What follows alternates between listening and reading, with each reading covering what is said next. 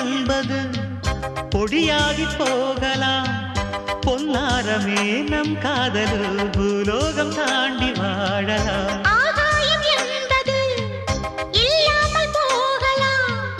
ஆனால் நம் நேசமே ஆகாயம் தாண்டி வாழலாம். கண்ணீரில் ஈரமாகி கரையாச்சு காதலே.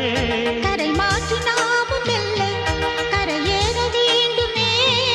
நாளை வரும் காலம் நம்மை கொண்டாடும்.